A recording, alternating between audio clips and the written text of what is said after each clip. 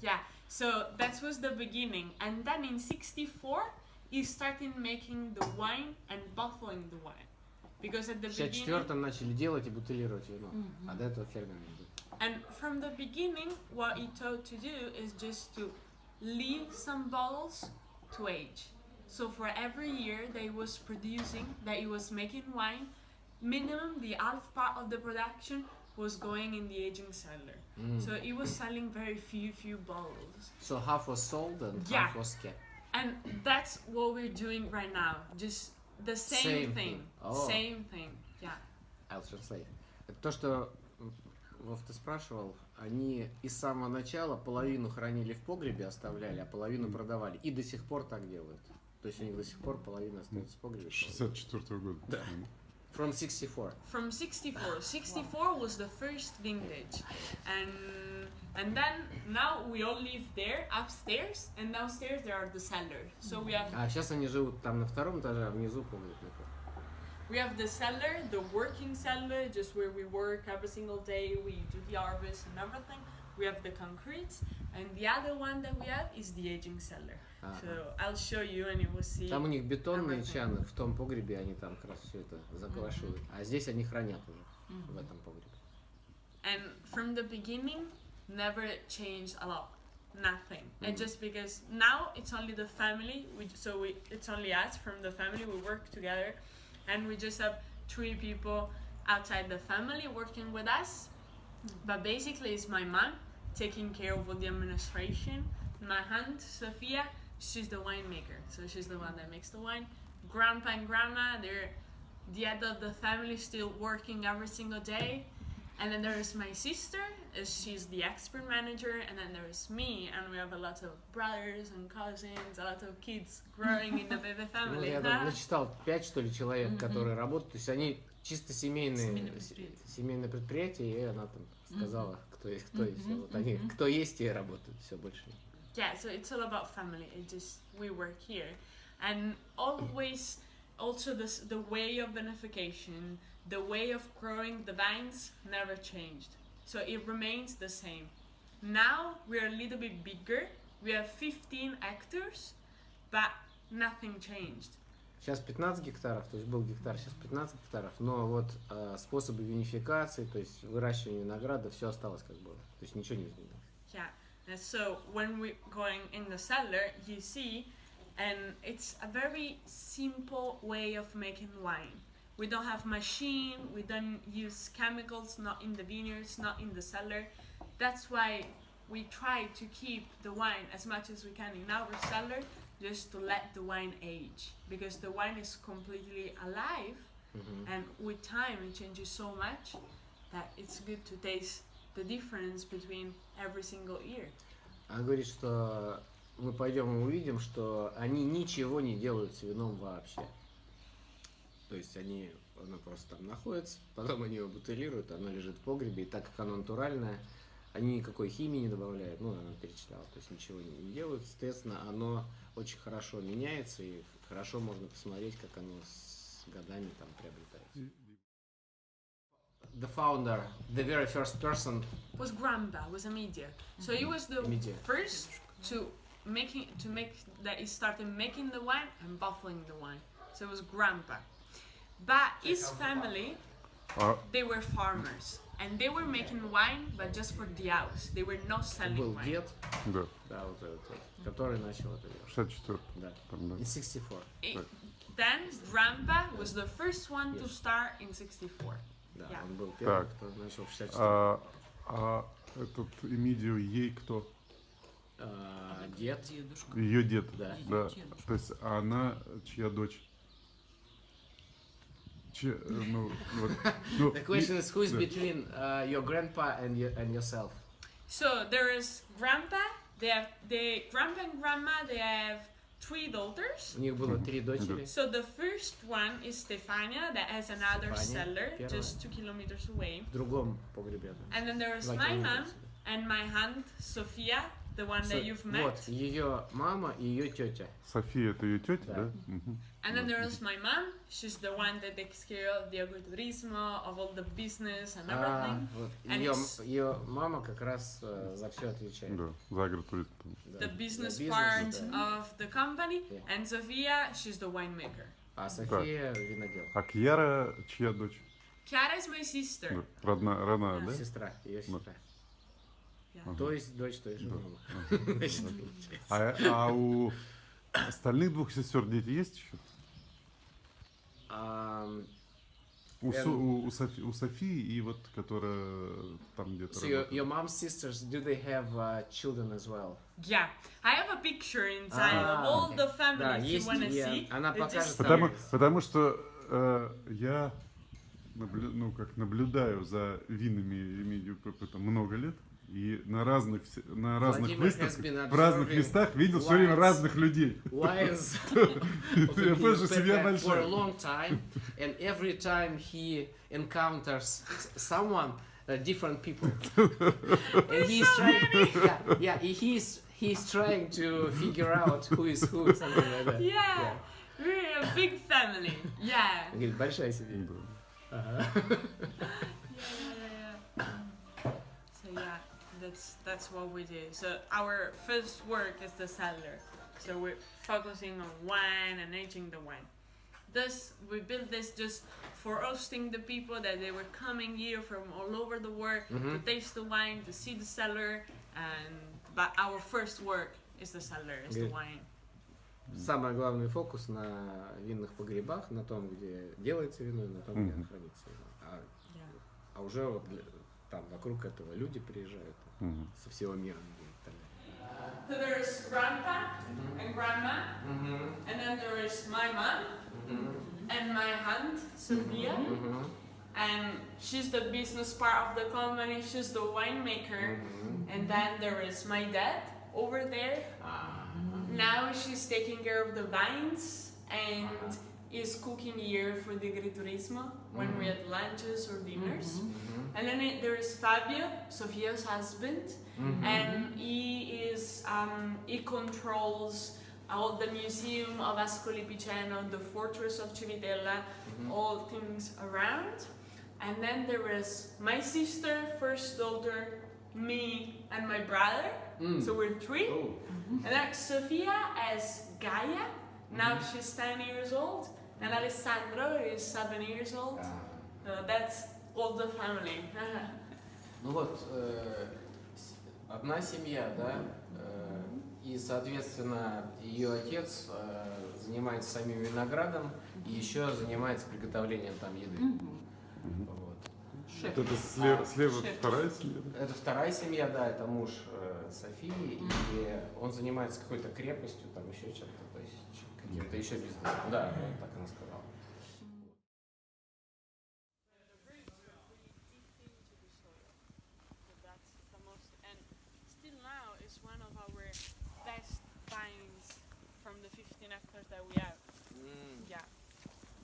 And do you blend the grapes, I mean the grape juice from here to the other ones, or you make something special? Every single hectare is separately beneficial. We don't mix the wine coming from two hectares. Every single hectare, because we have 15 hectares, but all different plots.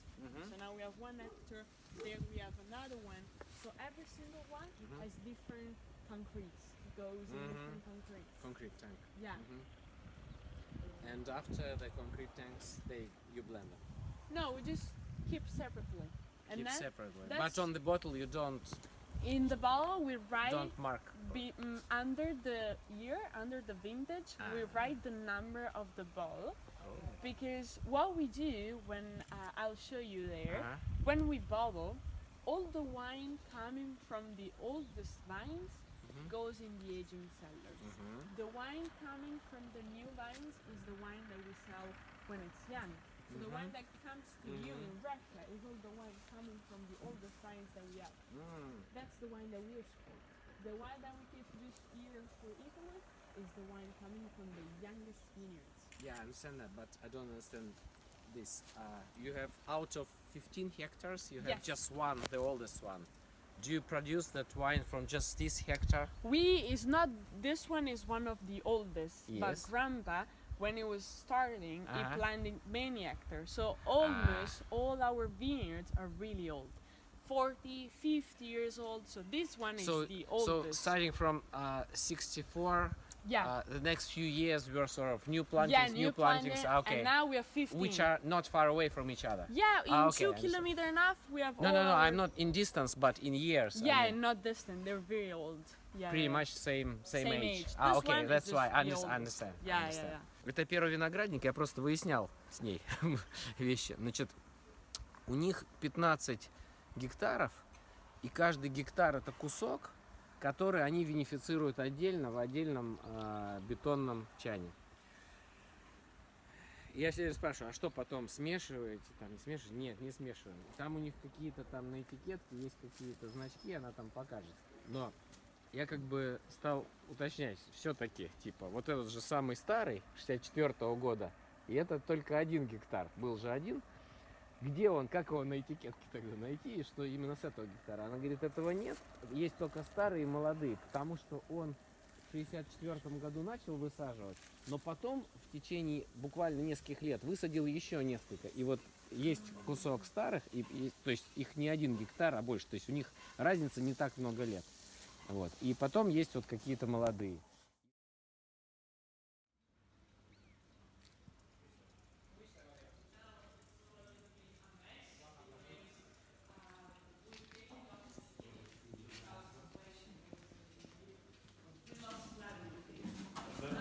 Salve.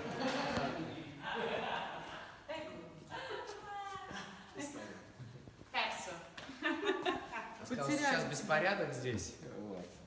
So that's our working cellar, is where we work every single day. Now you can hear the fermentation of the tanks. Мы можем слышать сейчас ферментацию, если прислушаемся. But you can also smell that, the strong flavor. So, I was explaining to you before, from the vineyards in the cellar, we don't use any chemicals, just completely natural. Не используют никаких химикатов, все только натурально. And from the harvest, at the beginning, we pick the grape by hand.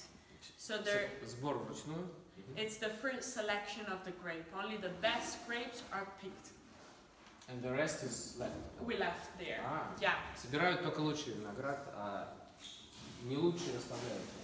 And then the harvest is made in a very simple and traditional way. We always make the harvest in a traditional way. We never use machines. So at the Только beginning, традиционным способом, никаких машин. we do the whites. So we do Trebbiano and Pecorino. С So белыми стребями и this is all- пекарино. this is all outside. Мгм. So when the tractor come back, Эта штука на улице стоит, трактор подъезжает, and then we put the grape in it, да, and перекладывают yeah. виноград сюда. and then we have 4 or 5 people with plastic boots stamping on them. 4 или 5 человек вот здесь в этих пластиковых сапогах, ну в резиновых, видимо, сапогах, топчется на винограде, давит ногами. И вот здесь прямо вот в этой штуке. And then the juice come down on that side, and with Да. a pump, it goes directly to the concrete. И вот в эти дырки выливается сок, и там насос стоит, который сразу их перекачивает в бетонные чаны. And what's important is the whites do not ferment with the skins. Что важно, что белый виноград не ферментируется с кожицей, не ферментируется. Because the skins remain here. It's only the juice Да, that что goes to вся ferment. кожица остается здесь, а только сок стекает. So the wine is in contact with the skin for maximum 15 minutes, and that's it. Контакт с кожицей максимально, максимум 15 минут. Не больше, чем 15 минут происходит сока с кожицей. And that's for the white. For the Это для белого. Montepulciano, for the red, Для is красного, different. для I'll show Montepulciano. you.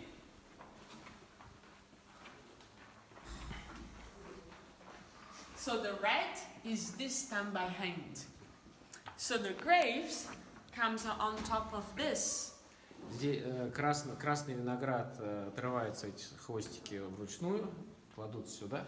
And then you have, so the grapes come here, and you have two people, one in front of the other, that goes back and forth, back and forth.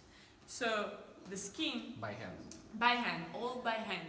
Люди, два человека стоят, один с одной стороны, другой с другой, руками вот так втирают, протирают как бы сквозь вот эту сетку. So the juice with the skins go down in this thing. То есть туда внутрь проваливается, протекает и сок, и шкурка тоже падает вниз. And then juice and skins goes together to the concrete.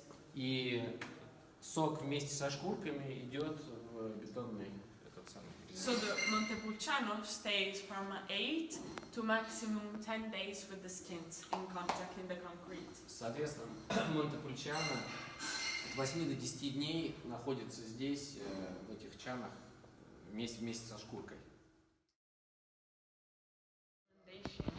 So what you have here in the concrete is wine that's completely alive, because you have one family of bees starting the fermentation, one that continues and one that ends.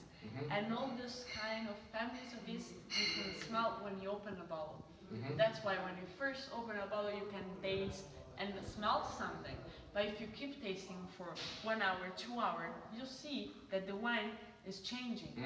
That's the mark that that's a natural, completely natural wine.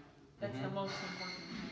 Он говорит, что ферментация спонтанно идет, они не добавляют никаких дрожжей. И она говорит таким образом, что вино, пробуя, например, попробовав еще раз через час, а потом, например, еще раз через час, оно все время изменяется. И это признак того, что вино сброжено натуральными дрожжами, а не вот этими не искусственными.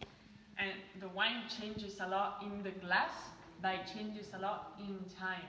That's why we don't use the hook, but just cement lined inside with glass, and after this is directly bottled. Because when you put the wine in the oak, the wine has a lot of oxygen.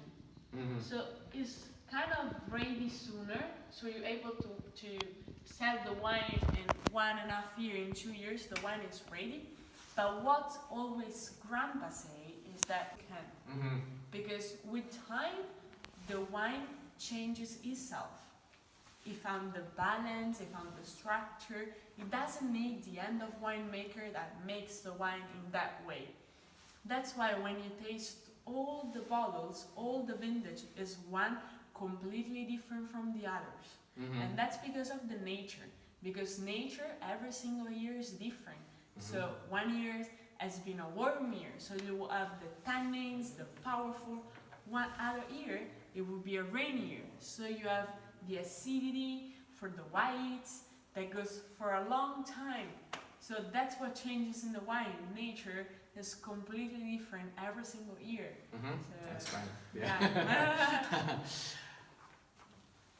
Она говорит, что отсюда, вот после этих 2 лет, вино сразу бутылируется, они не используют дуб, вообще не работают с дубом. Про дуб она сказала, что дуб сам изменяет вино, и еще там получается дополнительная оксидация, а они предпочитают свои вина, чтобы они были оставались молодыми так долго, сколько это возможно, сколько там природа дала. И то есть получается, что даже здесь нет никакого вмешательства вот этого дуба, и поэтому очень хорошо незамаскированно видна разница между винами разных годов, потому что каждый год уникальный, имеет свой характер, какой-то жаркий год, вино мощное, какой-то год дождливый, там больше кислотность, там и так далее, да, то есть дрожжи каждый раз натуральные, разные, там сбраживаются по-разному, и соответственно вот получается, что каждый год, каждое вино у них абсолютно там разное, отличается, вот. И вот это и есть их стиль, они к этому стремятся. То есть они считают, что вот выражение, таким образом выраженное виноделие в этом виде, вот оно наиболее натурально. То есть это именно вот натуральность. Но все время говорит про натуральность. But now we line them inside with glass and we are still using them.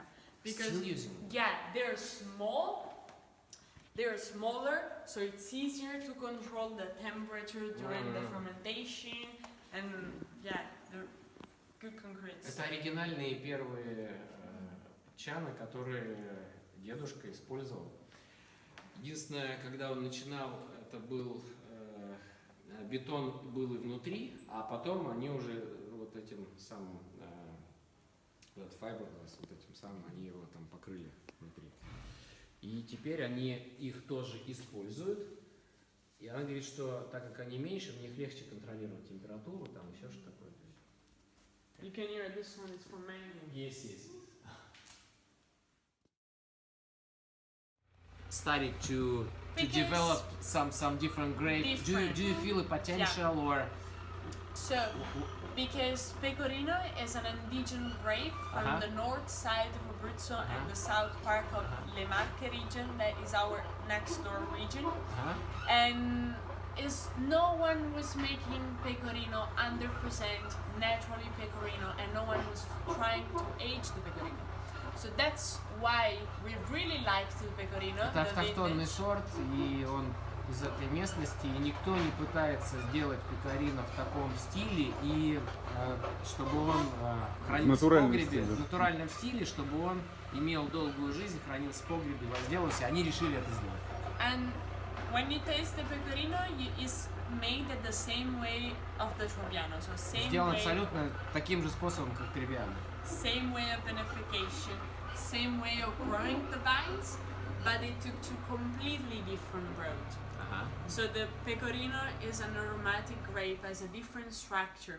Trebbiano needs a lot of year to become powerful, so you'll see the differences. Что они абсолютно разные по стилю, этот ароматический и с самого начала как бы уже такой и готовый, а Trebbiano требует какого-то количества лет, чтобы набрать полноту вот этого, да. And we want to see how pecorino will age. So how it will change in 20, 30 years. So just to see how it will evolve in time. You have the whites as well here? Yeah, we have the whites. So We don't have from how do they 64. taste now? So we don't have... Did you personally try them? Yeah. So the last bottle of 64 that from Montepulciano that we had was in 2014 to celebrate the 50th anniversary of the colony. This year we had the 67. 67 Montepulciano. So from the whites we have from 74. From 74. From 74 we have the whites. So during the first 10 years it was no white. He planted the Trebbiano and then after 10 years he started making also Trebbiano. Yes. 1000 bottles. From 64 to the youngest vintages. У них 3500 бутылок примерно здесь. Самый первый урожай и вот до современных. So what we do here is a really particular work that is the work of the decanting.